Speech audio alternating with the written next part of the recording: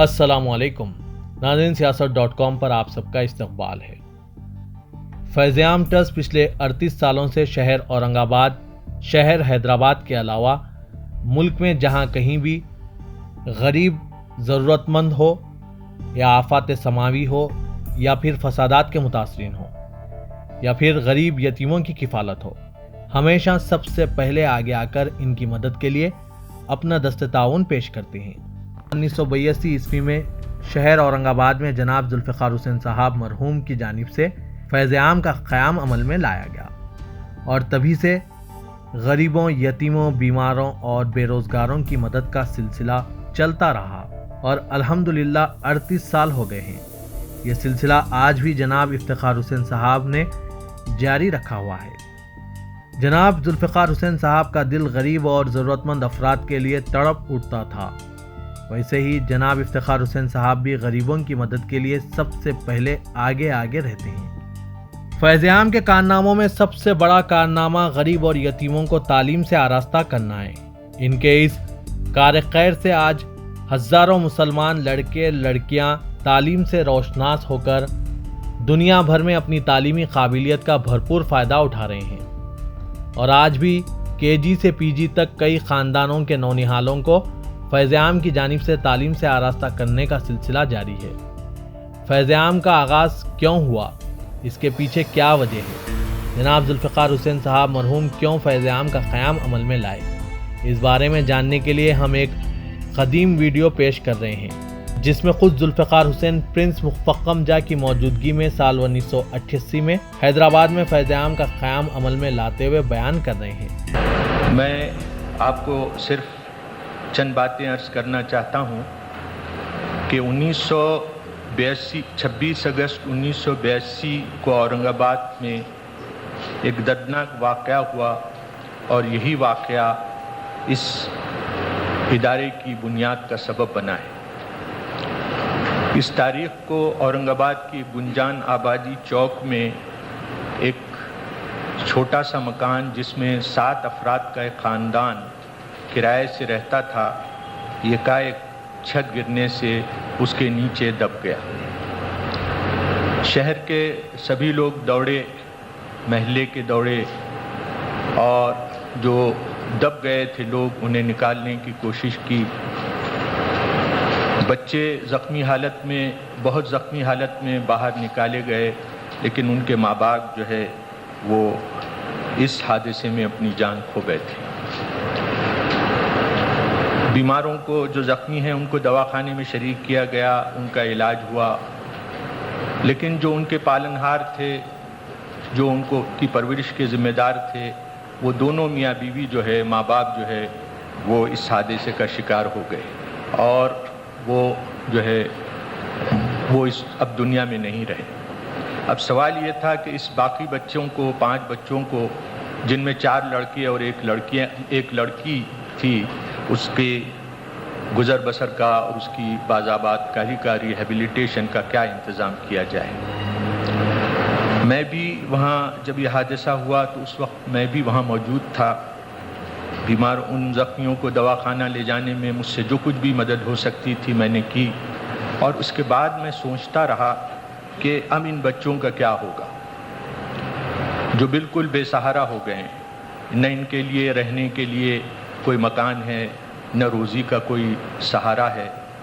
अब ये क्या करेंगे।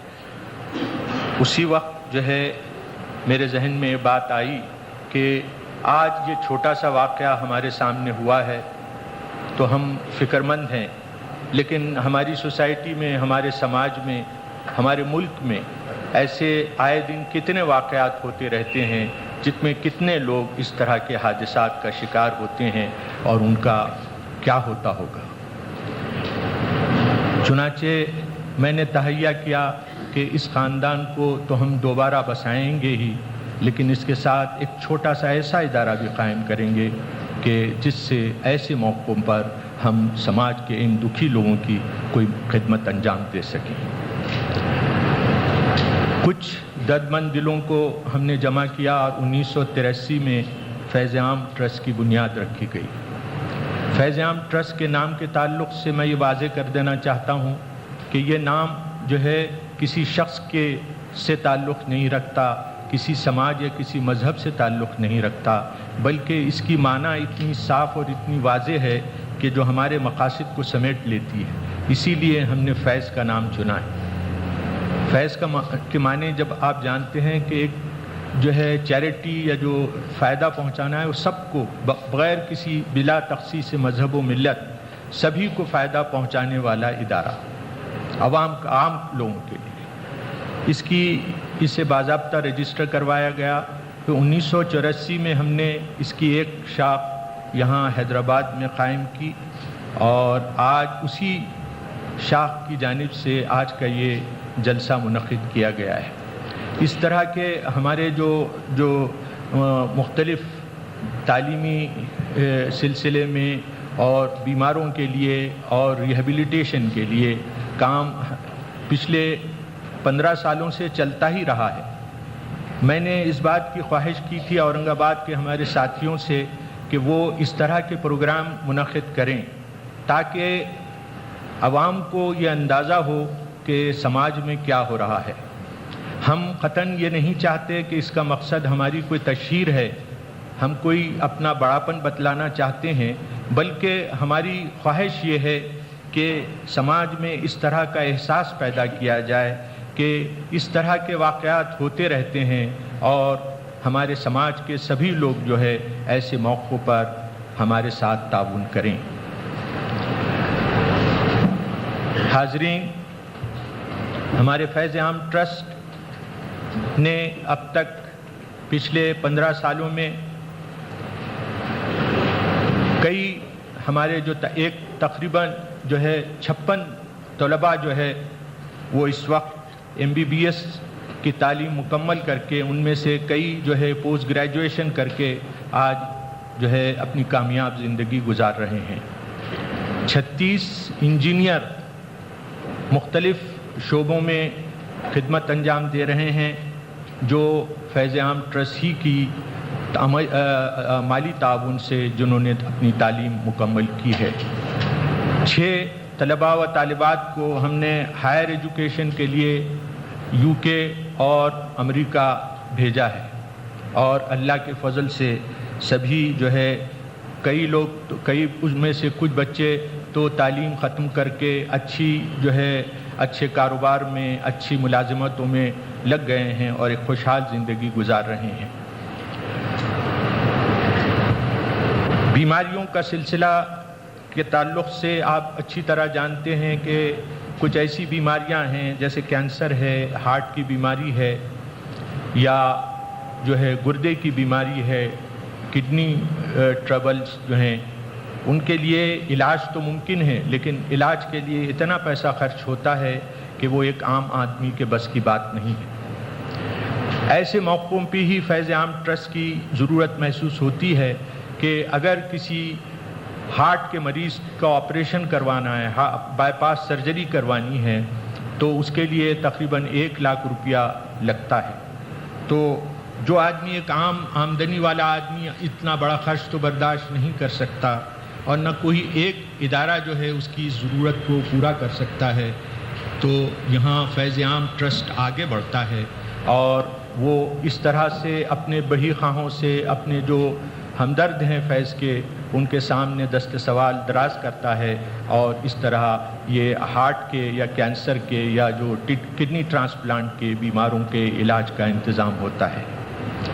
اسی طرح ہمارے جو بہت سے ایسے حادثات ہوتے ہیں جیسے آگ لگنے کا، موٹر روڈ ایکسیڈنٹس یا زلزلہ، جیسا کہ ابھی پچھلے چند برسوں پہلے لاتور اور عثمان آباد میں زلزلے کے بہت ہی خطرناک جھٹکے آئے اور اس میں ہزاروں جانیں اور کئی گاؤں جو ہے تباہ و برباد ہو گئے۔ ایسے موقعوں پر بھی فیض عام ٹرسٹ کا کام آگے بڑھتا ہے۔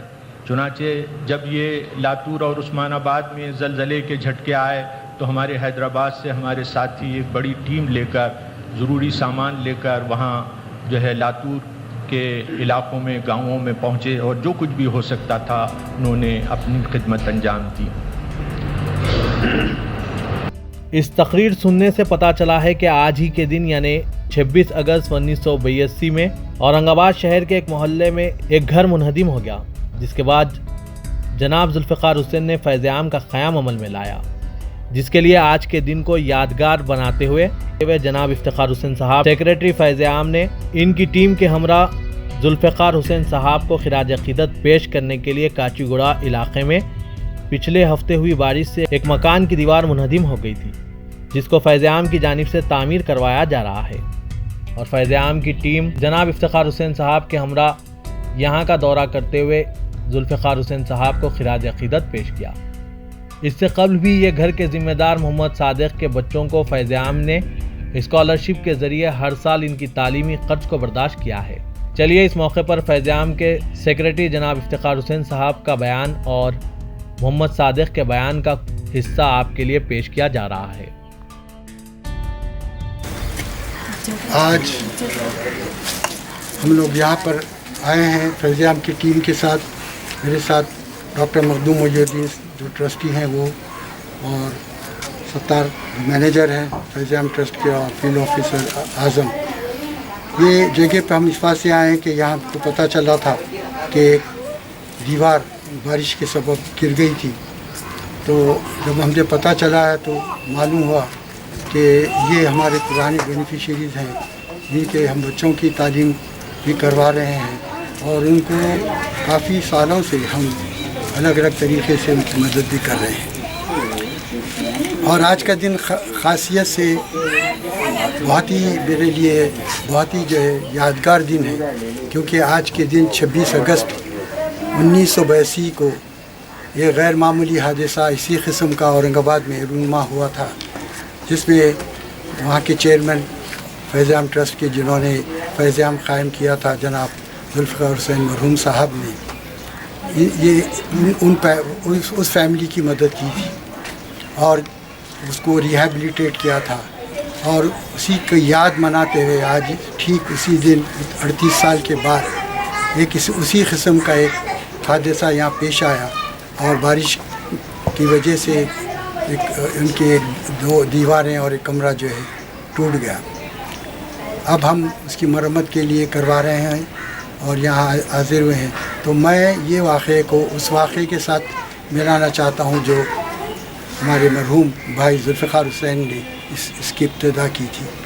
खुदा के फजल करम से अल्लाह ताला ने उन्हें जो तौफ़ीक़ दी, हिदायत दी, मेरी दुआ है कि अल्लाह ताला हमको भी उनके नक्श कदम पर चलाए, और हम वो काम जो उन्होंने जिसका बीड़ा उठाया था, अल्लाह ताला हमको और हमारे आने वाले जो नस्लें हैं जो कि फैज़ आम ट्रस्ट चलाएगी, उनको अल्लाह ताला उस तौफ़ीक़ और हिदायत दे कि ऐसे ही ज़रूरतमंद लोगों की मदद करते रहें, ताकि हमारे से अल्लाह खुश हो जाए, क्योंकि हुकूक़ुल इबाद का ज़िक्र भी अल्लाह ताला ने उसी तरीक़े से किया है जैसा हुकूक़ुल अल्लाह का किया है।